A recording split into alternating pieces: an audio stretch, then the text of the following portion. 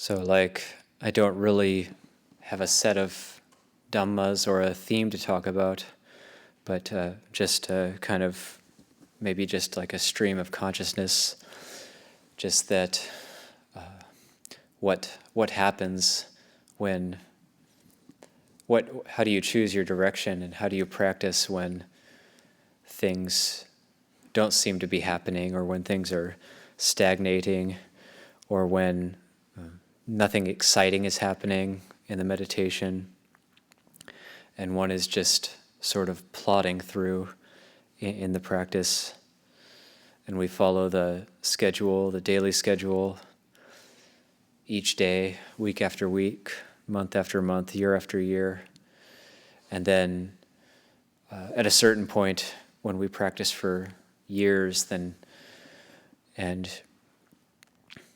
we've been keeping our precepts more or less, stumbling here and there, but more or less keeping to the precepts, keeping to our lifestyle, keeping to our standards, and then feeling, oh yeah, nothing is happening or nothing is developing.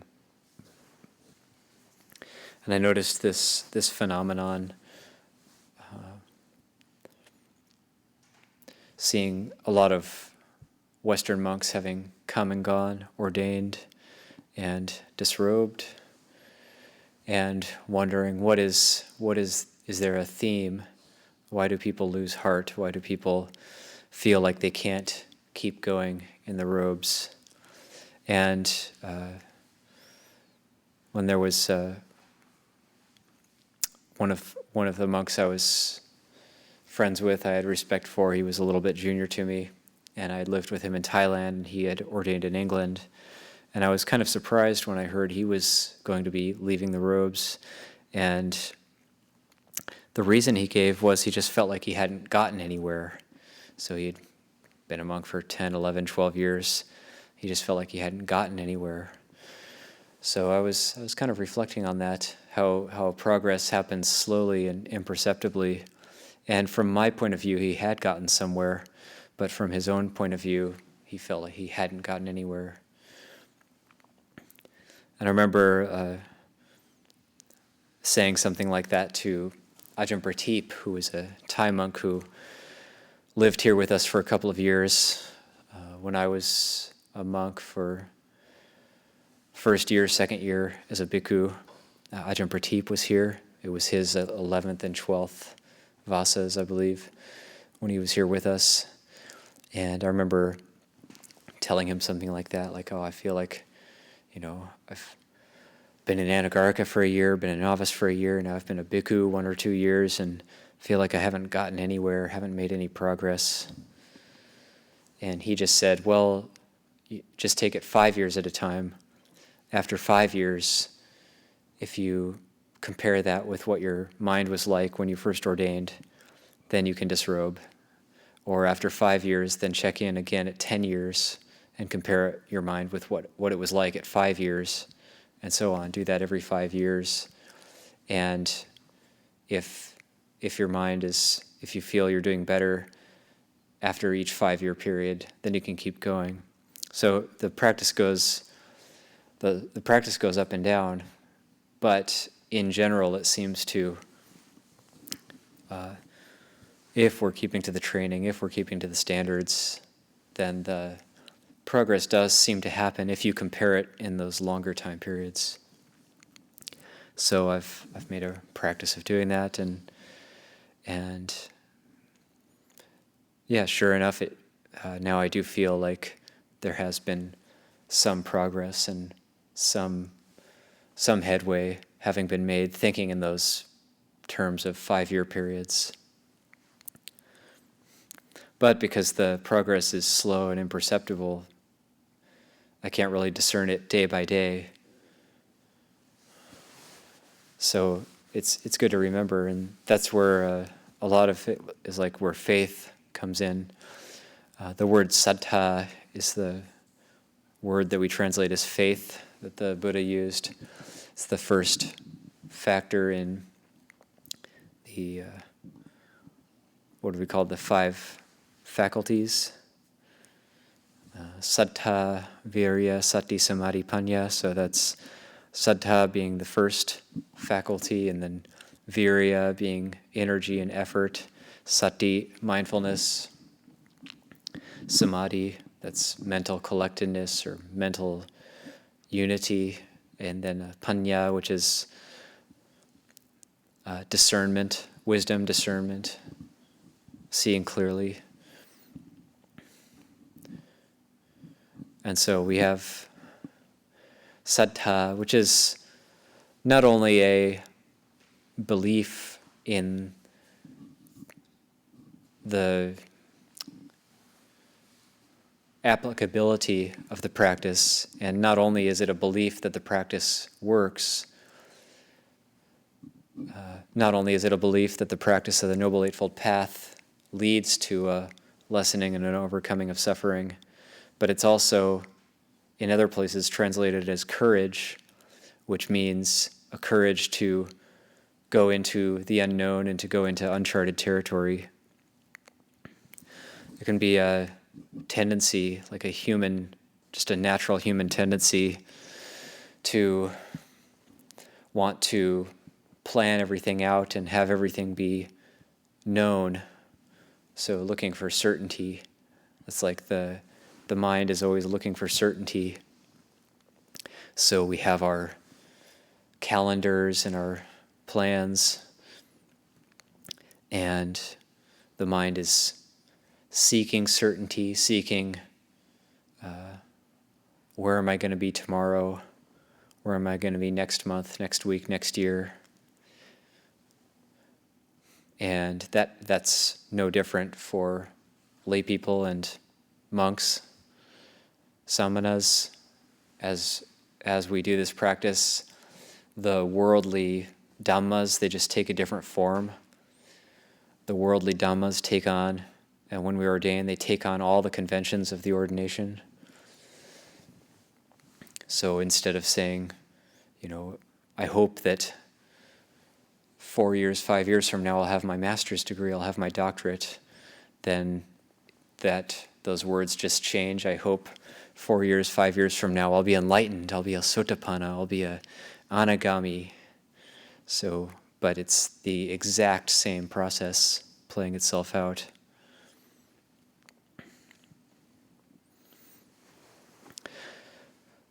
So, Luang Por then saying the samana has no future. A real samana, the mind of the samana is a mind that doesn't have a future, doesn't place its hopes in the future. That's one of the benefits of going Tudong, as many people have seen already since we've started going Tudong, and many of us have gone Tudong in Thailand, and that's the benefit of that, is because you don't know what's going to happen each day, so uncertainty becomes highlighted, and then our practice becomes becoming comfortable with uncertainty, with not knowing what's going to happen, not knowing where we're going to eat, how we're going to get food, not knowing where we're going to sleep, not knowing where we're going to end up each day. And in truth, it's always this way, no matter whether we're on Tudong or not, or whatever we're doing, whether we're a religious seeker or a layperson or whatever we're doing, the truth of the matter is all of these things are always just as uncertain as ever, but we take on these various practices to highlight it and become more comfortable with it, so that then we can shift, our mind can make a shift into living with uncertainty. And like reaching into the present moment more, so that's where our investigation is, and that's the practice. That's where our investigation comes into the present, instead of giving rise to hopes that things are going to be a certain way in the future, and then the result of that being the fear that it's not going to be that way, that it's not going to happen the way we want it to.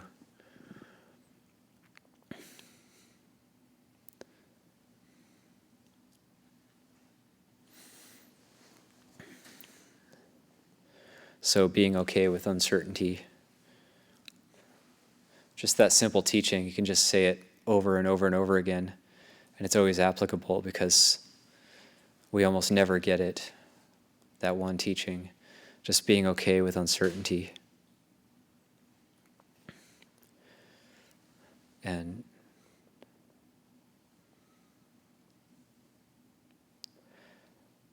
then the path sort of comes out of that. So right thought, this is like reaching into the present moment, and then we, in the present, cultivate thoughts of renunciation, thoughts of non-harming, non-ill will, which on a positive side could be translated as loving kindness and compassion. And thoughts of renunciation, that's specifically thoughts of non-sensuality and the mind that's not seeking, because the mind is always seeking something. It's always seeking food for, not just on a course level, you could say physical food. It's seeking physical food and seeking beautiful sights, beautiful sounds, good and pleasant things for the sense bases. But it's also seeking food for consciousness, that consciousness is always being directed and landing in different places. Eye consciousness is always landing on forms, ear consciousness is always landing on sounds, and nose consciousness is always landing on odors. Tongue consciousness always landing on tastes. Body consciousness, tactile sensations, and then the mind consciousness is always landing on thoughts and ideas. So this is like the food for consciousness, which kind of drives it to keep going. And then we start to see the way the Buddha formulated his teachings, which is really amazing, how he formulated his teachings without anybody telling him how to formulate it. But he just, and it's actually amazing that he even reached liberation without a teacher because of the subtlety of it and of seeing, he was able to see the movement of consciousness and become, and to liberate the mind from the bonds of sensuality, from ignorance. And not just that, but was able to then formulate a teaching to describe how that process comes to be and how to overcome it. And so the Buddha was seeing like energies. He was seeing different energies and feeling different energies, and then he was thinking, okay, I'll formulate the teaching this way. There's these 5 faculties: faith, energy, mindfulness, concentration, wisdom. When those 5 faculties come to fullness, then you develop these spiritual qualities. And then there's this food for consciousness. And when consciousness has this food, it keeps going in the round of becoming. And then tanha, the craving, is the engine that drives it, that drives one into becoming and rebirth. So after the Buddha reached enlightenment, he sat under the Bodhi tree, and he stayed within the vicinity of the Bodhi tree for 49 days, absorbed in the bliss of deliverance and also in a state of awe and wonder at the state of deliverance and how it happens, how it comes to be. So he was beginning to formulate his teaching and just marveling at how these things can come to be.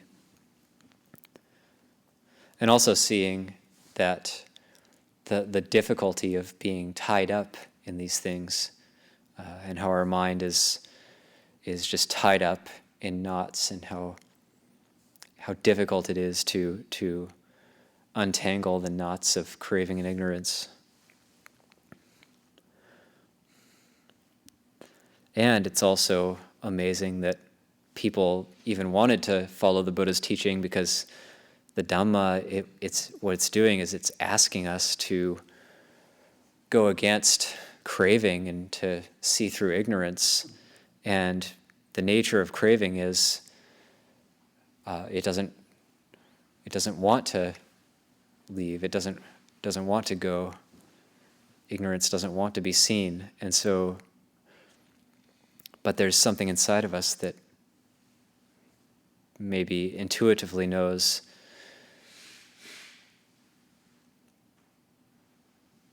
that there's something true and right about the Buddha's teaching, and maybe we can't even quite put our finger on it.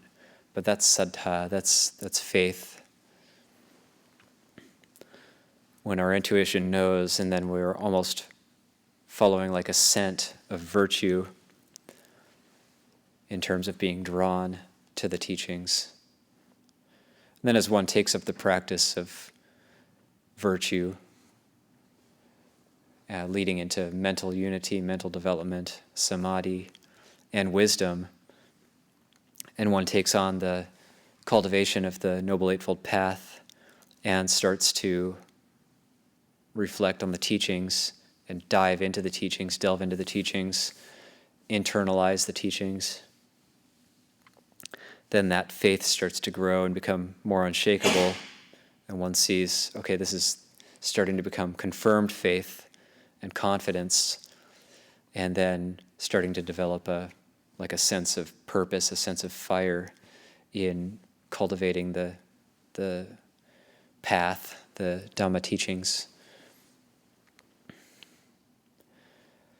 When we all come together and practice in this way, then there's a sense of camaraderie, of shared difficulty, shared suffering, because the practice inevitably involves difficulty and suffering going through.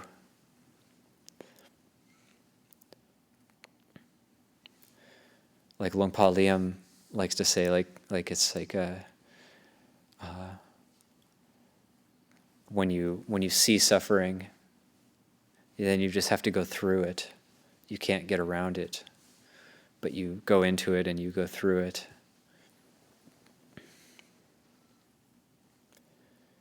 So as the months and years go on, and we might feel sometimes that a sense of confusion or a sense of being lost, or we've been practicing for so long and feeling we haven't really made any progress, then to know that it's not so discernible, and it's hard to see in a day-by-day basis. And especially in America, we always want fast results and fast gratification. But this is exactly the opposite of that. This is learning immense patience and a sense of no matter how long it takes, we'll just keep going, keep going, keep going.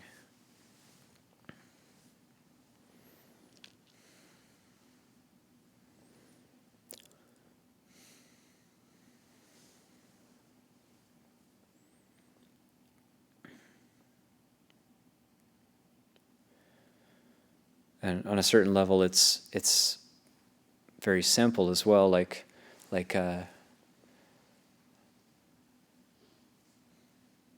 on a certain level, like some teachers have taught, like it's too easy actually to let go of craving. It's too simple. It's too easy. It's too basic. We need suffering. We need difficulty. We're so used to it, and it drives us, and we don't want to go into the unknown. We want to, it's like, at least I know that tomorrow I'm going to be suffering, but if I'm not suffering, I don't know what that's going to be like. So at least suffering is a known quantity. Or sometimes people say, I don't want to go to Nibbana. I'll be really lonely there. But that's a misunderstanding. That there's no, if there's loneliness, it's not Nibbana.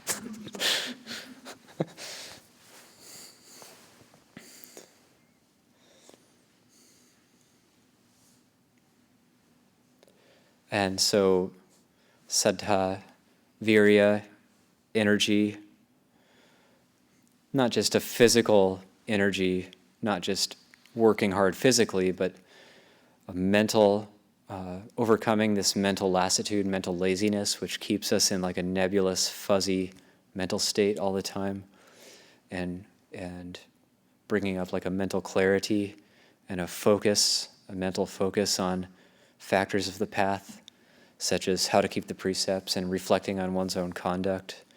This is virya. Sati is mindfulness, clear seeing, clear knowing. Ajahn Munindo translates it as truth discerning awareness. So bringing that clarity of mind and that energy into mindfulness. And we always have faith in something, and whatever we have faith in, that's what we're putting our energy into. So it's like specifically developing a faith in the efficacy of the path and the teachings.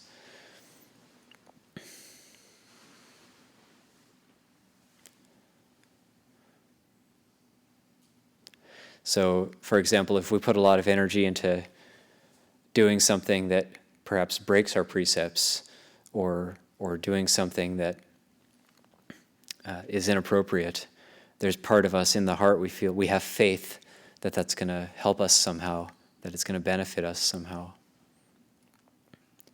So specifically faith in the teachings. Saddha, virya, sati, mindfulness, and then samadhi, mental collectedness, mental unity, mental cultivation. We do that in a formal way with the sitting and walking meditation.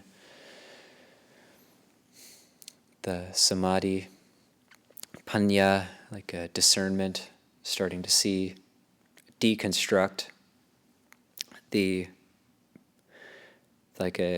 perceptions of self and how we're placing ourselves in the future all the time, or seeing into the mulling over the past, who we were in the past, who we may have been in the past, and then also placing ourselves into some future state and working towards that. So starting to see that process more clearly, and how that's being generated by ignorance in the present moment.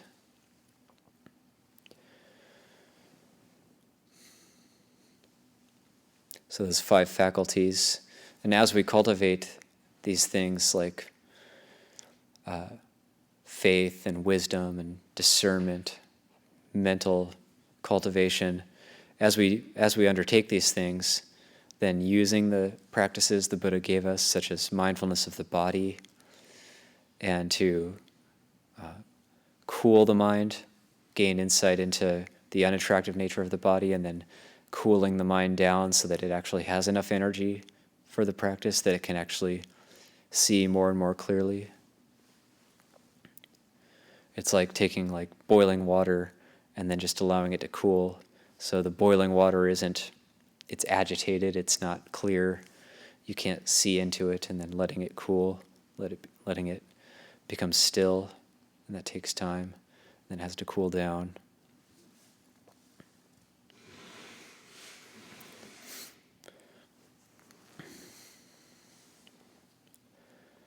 And then starting to see more clearly,